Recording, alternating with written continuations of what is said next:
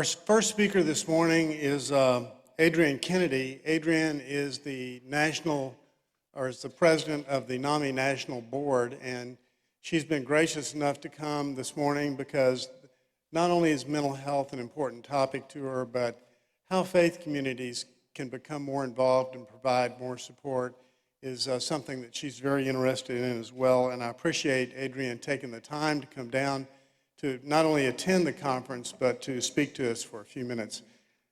Let me introduce Adrienne Kennedy.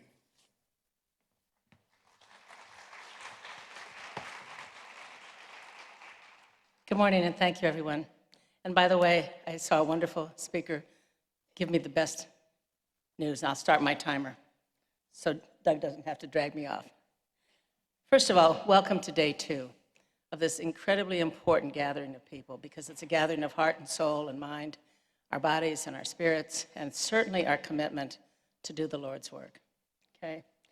I want you to also know that I send to you the greetings from NAMI at the national level, the national staff, as well as my fellow board members, 15 other people coming from across the country.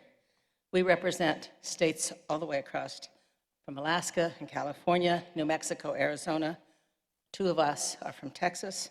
We're represented from Ohio, Minnesota, South Carolina, Florida, Maryland, and New York City. So that's a huge spread, and all of us share your interests, your concerns, and many, if not most of us, share the sense of urgency about making sure that our faith communities are really, really drawn together in this wonderful connectedness so that we can move this work forward, because truly, this is the cause whose time has come. This is what I consider to be one of the greatest civil rights activism stances that we could take. I believe this is a human rights issue at the fundamental level. And I also believe that discrimination and prejudice need to be set aside so that we can move forward really bravely and boldly, and with our humanity leading the way. I also want to say that San Antonio, for me, for years, has stood head and shoulders above all the rest. You've heard that before, but let me tell you how much I mean it from my own experience. When I got on the board of NAMI Austin in 2006, we were looking around, flailing around, trying to figure out what our place in state should be and how we could really build.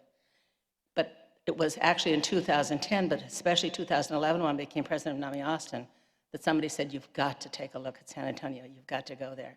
We actually, when I was governance chair at NAMI Austin, we brought a limousine full of people down just to see what was happening with Judge Polly Jackson Spencer, Judge Oscar Kazin, Gilbert Gonzalez, Leon Evans, and the great forward motion that was happening here in this town.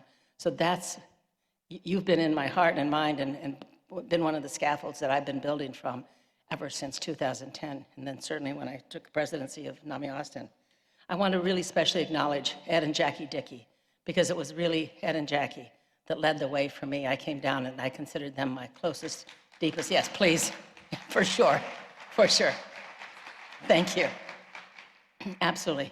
And I also want you to know that the providers and clinicians around the San Antonio area were very special in my life, because when our son had his first full psychotic break and showed up in an emergency room in Orange County, the first place we brought him, he had an emergency hospitalization as we flew him out. We went and picked him up in Los Angeles that day, brought him to Austin the next day, Sunday, January 17th, 1999, the day that lives in my heart and my prayers and my memory. And 4 days later, we were driving to San Antonio to hospitalize him here, because even then, you guys had the best of the best, and we knew that. The leadership of Bexar County has been enormous. But now I want to give special acknowledgement, and this is a real big round of applause, please. I want to have you give special acknowledgement to Doug Beach, because in fact, absolutely. I hope he's hearing that from the back. Yeah. Thank you. You know that he obviously is leading a huge charge here with all of your help, and he knows what it is to be a community builder, to be a care builder, and to really infuse the community with a sense of purpose and a sense of dedication and commitment. But you also may be interested in, you may not know, and I want you to know, that he's also the national chair across the country of NAMI FaithNet, which I take very seriously and take to heart as the president of NAMI, to see how deep and broad that engagement can become. We do look to your leadership. NAMI actually, or San Antonio was the first place that my husband and I visited.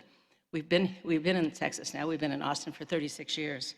But that was an important place in our history and our life. I want you to know that this opportunity is deep and profound for me because, in fact, mental illness spans 4 generations in my family. My grandfather, my father, my mother, my son, and now I see it in my 11 grandchildren, a few of my 11 grandchildren as early onset signals.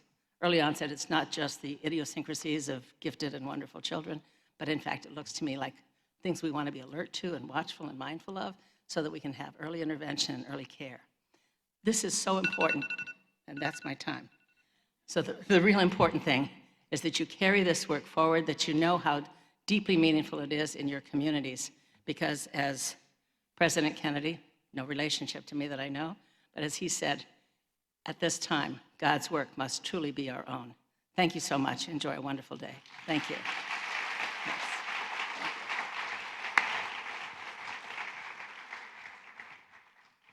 Thank you, Adrienne. NAMI National has really been blessed to have Adrienne as our board president nationally, and she's done such a good job to help support NAMI FaithNet.